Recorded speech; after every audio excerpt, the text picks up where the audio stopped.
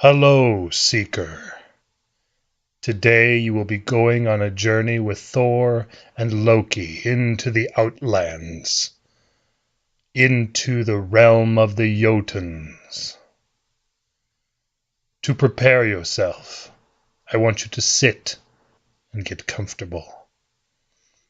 I want you to close your eyes and focus on your breathing.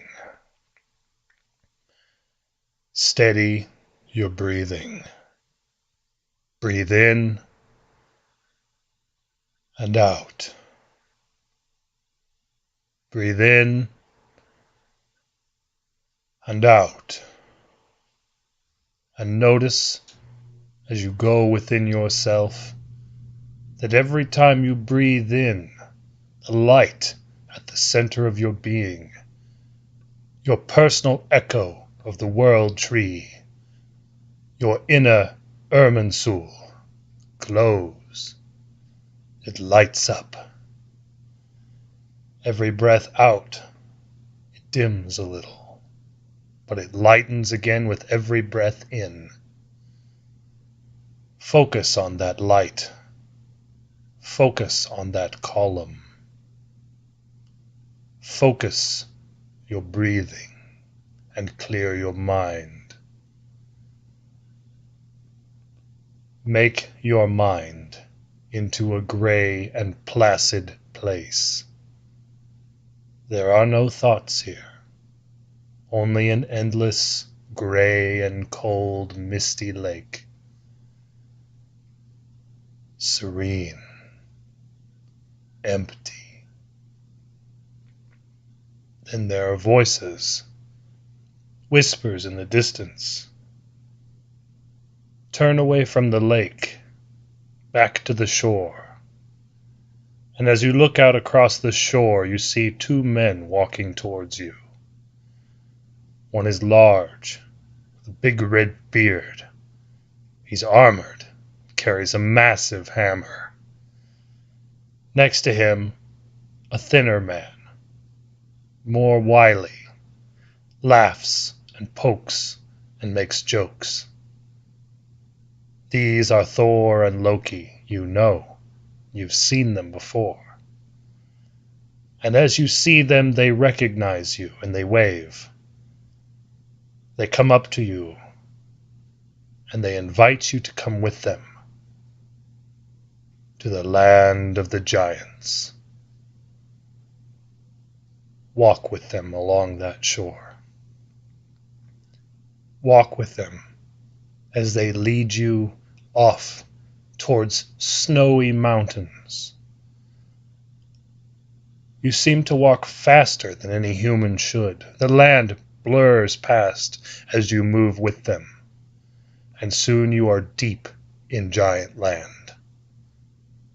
Soon you are deep in the snowy drifts, and the wind picks up and the rain starts to fall, cold and sleeting.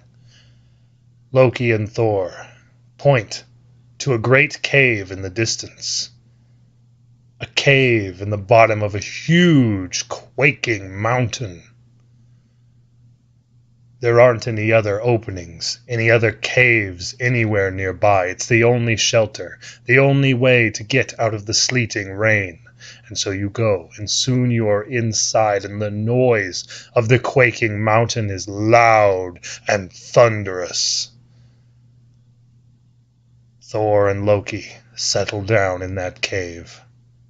They make a fire, and they share a little of their food with you.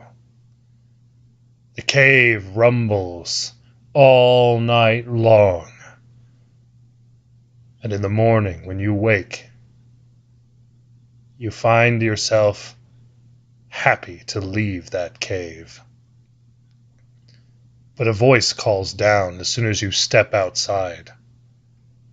Someone yells a hailing, and you look up and realize that the mountain is not a mountain at all, but a giant. And the cave was not a cave at all, but a glove tucked into his back pocket. And as he stands, you see how much He towers over you. He tells you his name, Skrymir. Neither Thor nor Loki have ever met this giant before, but he knows them.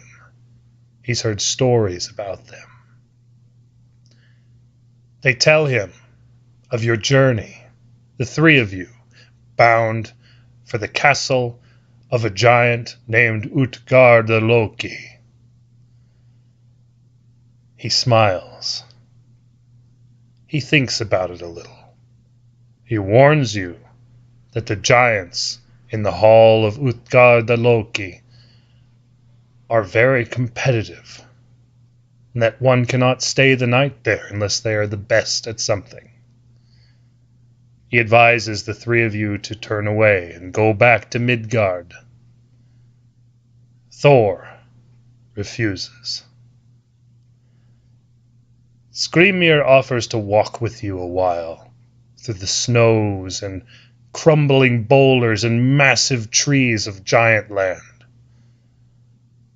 Thor and Loki talk about it a little, and then they decide it's better to have company. The company of a friendly giant might just carry them through to the hall of Utgard the Loki. And so you walk.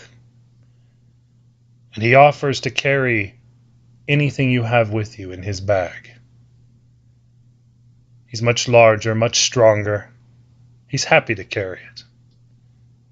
And so Thor and Loki hand over everything they have that's heavy, everything except a hammer. And they offer for you to hand over anything that's heavy that you're carrying as well. Skrymir puts it into his large bag and walks, and it's all you can do to keep up with him. The land rushes by at inhuman speed, but still, you manage to keep up with him. And the sun races across the sky, and as it descends toward the horizon, it settles and night comes, and Skrymir stops and says, I am tired. I'm going to rest. The three of you may get into my bag. I'll set it right here. Eat whatever you like. And then he goes to sleep. Thor is the first to try to open the bag. And he tries, but the knots are too large, even for Thor. He struggles, he works at it, and he becomes so angry that he decides he's going to hit Skrymir in the head with his hammer. And so he rushes at the giant, and he readies his hammer, and he smacks it against the head of the giant. The giant doesn't even wake up. He's completely unharmed. Thor gets even more angry, and he smacks Skrymir again. And this time, Skrymir wakes up, and he says, Did an acorn fall on my head? Ah, I am tired. And he goes back to sleep. Thor hits him one more time with all of his fury. And this time, Skrymir wakes up again and says, Ugh! A branch must have fallen on my head. Then he looks out the horizon, and miraculously, somehow it is dawn. Time passes strangely in the land of the Jotuns. It is dawn, and he gets up. He yawns, picks up his bag, and starts on his way to the hall of Utgard the Loki. Neither you, nor Thor, nor Loki have slept or eaten. But surely it is not that much further to the hall you seek. When you reach the hall, Skrymir takes his leave of you. He returns everything that you gave him to carry, and he points you towards the hall. He tells you that he will not be staying. He's not good at anything to the degree that the giants in the hall are. They're all far larger, far stronger, and far more witty than he is. But, he says, surely Thor and Loki and even you are expected. Surely there is wisdom in that hall, something to be won by heroes such as you. He turns away and makes his way off into the distance, leaving the three of you alone at the gate. The gate is barred and locked. No one greets you there. Thor gets angry and he hits the gate with his hammer, but nothing happens. Loki suggests that the bars are large enough that they can slip through. He uses his magic to thin everyone out a little and get you through and into the hall. Inside the hall, everyone is feasting, drinking, making merry. And as soon as the three of you step into the hall, everyone stops and looks. And then they start to cheer, for you are expected. Somehow, they knew that you were coming. You are expected. The master of the hall approaches. He is the largest giant Thor or you or Loki has ever seen. He towers to the very roof of the hall. He towers so tall that unless he bends down to look at you, you cannot even see past his shoulders. His voice thunders like a mighty wind. It blows through the hall as he announces himself. He is Utgard the Loki. He is the Loki of the Outlands. He tells you about his hall. He tells you that everyone is excited to see you and to compete with you. He tells you that if one of you is the best at something, if one of you is able to outcompete all of the giants in the hall, then you can stay the night, eat and drink with the giants of the hall of Utgard Loki. You can take and share in their wisdom. But first, you must be the best at something. Our Loki, cunning and clever as he is the first to step up. He tells Utgard Loki that he is the fastest eater in all of the land, in any world. Utgard Loki laughs and says, "Well, we have someone for you to compete against. My son, Loki. He is the fastest eater in this hall. You can compete against him." You watch as a table is prepared for the competition. It is a huge table, oaken, stout, and laden with the most delectable foods. It must be a mile long.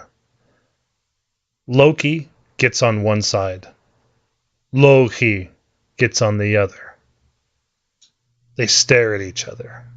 Between them is an untold amount of meats and gravies and vegetables, all of the most delectable kinds of foods that you can imagine. Utgard Loki stands near the middle. He looks at both competitors and then gives the signal for the competition to begin. You watch as Loki eats with inhuman speed. You watch as Utgard Loki's son Loki eats with inhuman speed, and they rush towards the center of the table. When they meet, The sound of clattering dishes and breaking wood is deafening, but they stop an instant before they eat each other. Utgard Loki raises his hand. He looks at Loki. He congratulates him. He says, "You have indeed eaten fast. Both of you reached the center of the table at the same moment. But you still lose." He points to Loki's side of the table. Loki has eaten all of the food, just as Loki has. But he has also eaten the table and the dishware and the bones and left nothing in his wake. Loki has only eaten the food. Utgard Loki looks at you then and says, "What is your talent? What are you the best at?" Before you can answer, Loki takes you aside.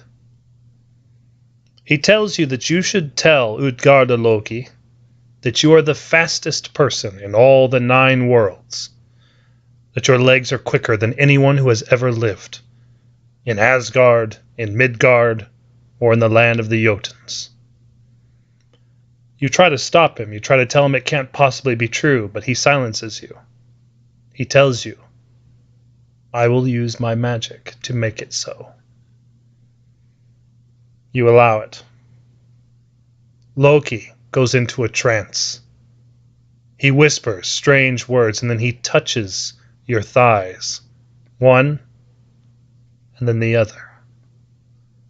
There is a great heat where he touches, a powerful, glowing heat that rushes through your legs, and you feel as if you could run to the end of Bifrost and back again. You feel as if you could run for days at top sprinting speed. You feel as if you could run so fast that light would blur around you. Then Loki sends you out to the hall, out to Utgard Loki, who stands waiting for your answer. And you tell him what Loki told you to tell him, that you are the fastest runner in all of the 9 worlds. He's pleased. He wants you to race his other son, Hugi.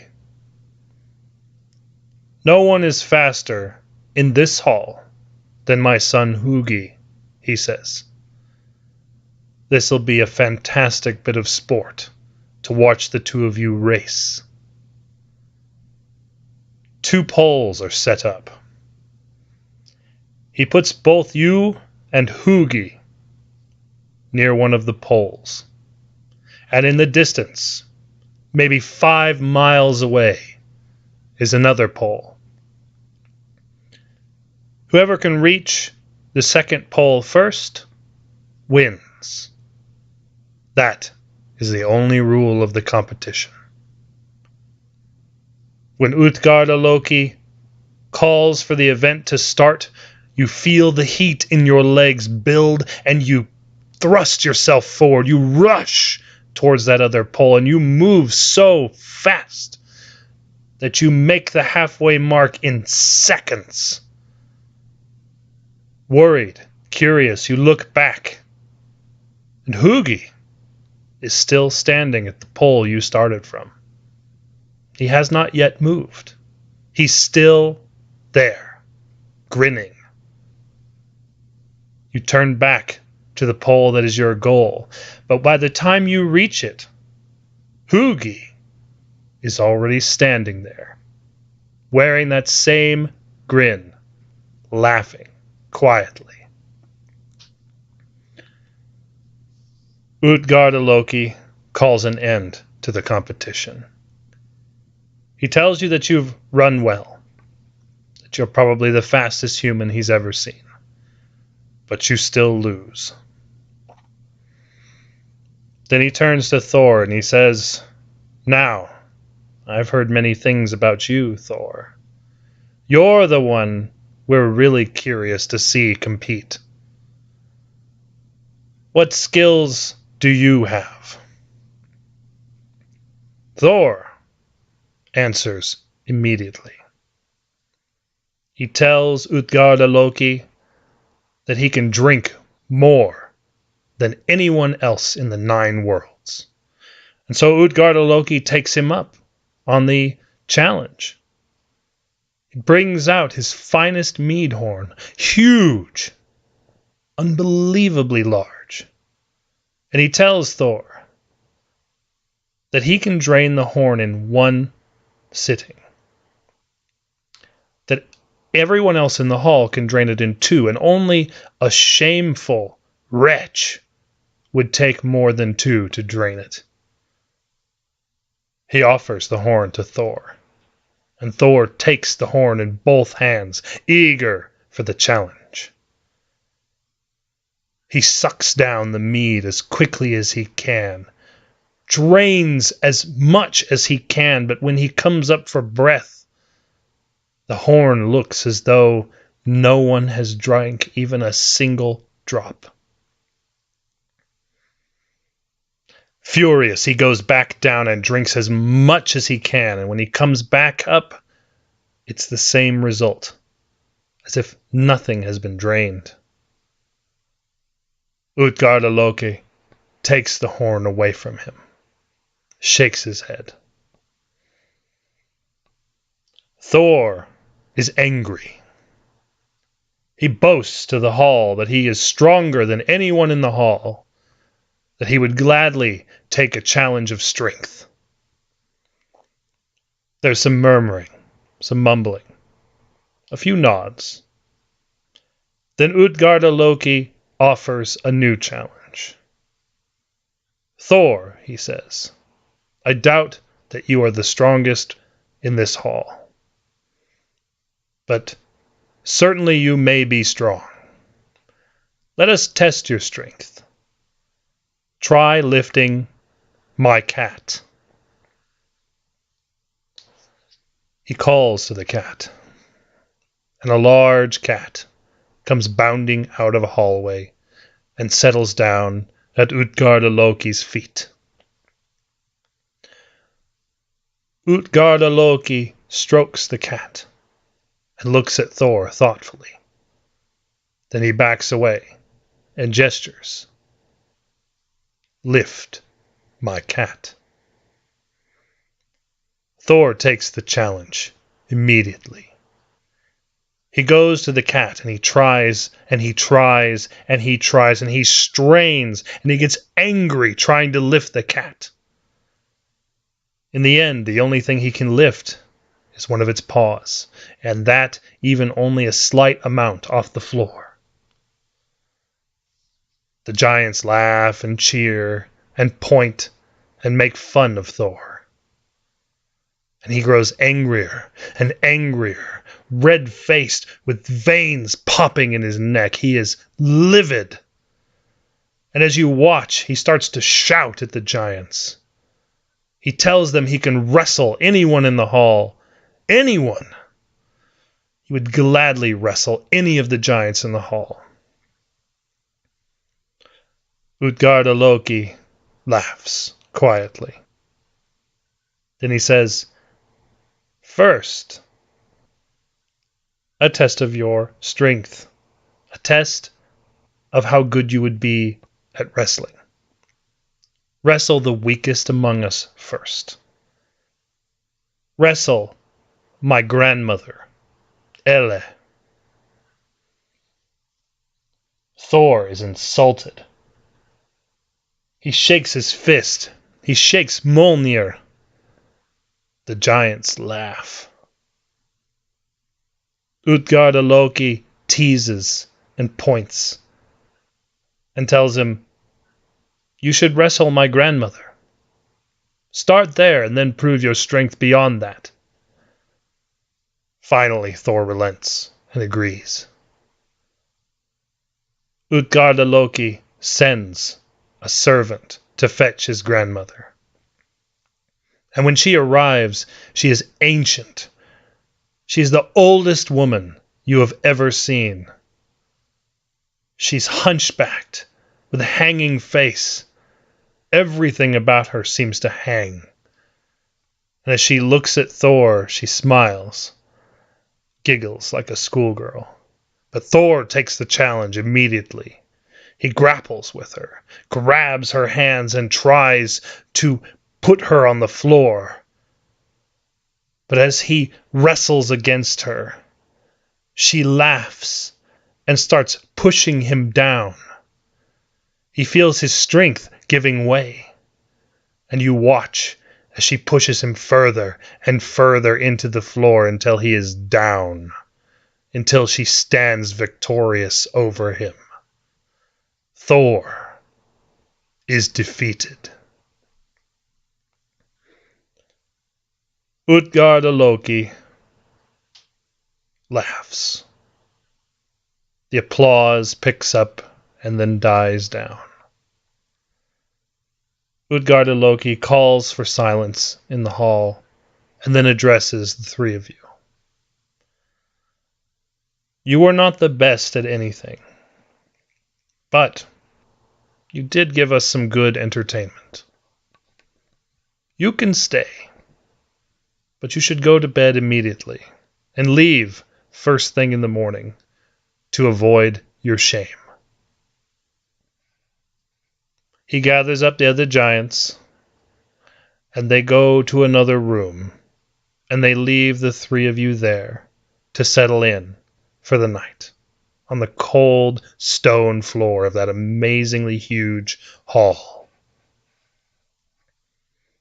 In the morning, Thor and Loki wake you up and tell you to come with them. They lead you to the door, and as soon as you escape from that hall, you see Utgard Loki standing there, watching you, standing on the road. Thor tries to find words. Loki laughs. He knows something that no one else seems to know. Utgard Loki starts with an apology. He tells you that he has been lying to you the entire time. He tells you that he was Skrymir, the first giant you encountered. That he came out to meet you so that he might judge the three of you and determine how safe his people were if you were to come to his hall.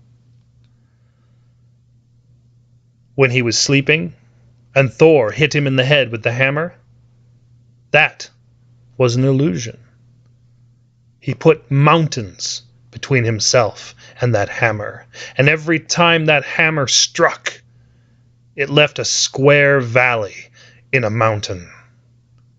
He points in the distance, where 3 ruined mountains gape at the sky. He then apologizes to Loki. He tells him that while Loki ate as fast as he did, it was impossible for him to eat faster than Utgard Loki's son, Loki. For Loki is wildfire, and nothing eats faster than wildfire. He then apologizes to you and tells you that though you ran fast, mostly thanks to Loki's magics, you could not run faster than your own thoughts. For Hugi means thought. And as soon as your eyes were set on the goal and you saw yourself there, your thoughts were there, and you had lost. Then he turns to Thor, and he tells him that he, most of all, was the most dangerous of the 3 of you. For the horn that he was trying to empty was not full of mead, but rather connected to the ocean. and all the liquid that he drank out of it lowered the waters so much that now there are tides. Now there is land where once there was water. New beaches have been formed. He then tells Thor that the cat that he tried to lift was not really a cat, but the Midgard serpent itself, the beast that Thor is to face at Ragnarok. And though Thor lifted and strained, he could not lift more than a single coil of that great serpent off the sea floor. He then tells Thor that the final challenge, where he wrestled the grandmother, Ele, was actually wrestling against old age itself. That even the gods are susceptible to the ravages of old age. Even the gods can feel their strength sapped until they are beaten and lie strengthless on the floor. Thor is furious. Utgard Loki tells him, "Because of this, you will never gain admittance to my hall, for you are far too dangerous." Thor, defiant, turns around to stomp back into the hall. But the hall is gone. There is only an endless plain where it had been. Even more angry than before, Thor whirls around to face Utgard Loki, to face Skrymir. But now even Skrymir is gone. And everything around you is ice and emptiness.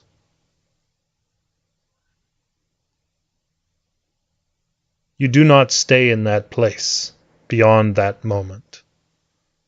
Thor and Loki watch as you go back out of the land of the Jotuns, back along a breath to that glowing Yggdrasil in the center of your body, back to the lake, to your breath, to the body, sitting there, back to Midgard.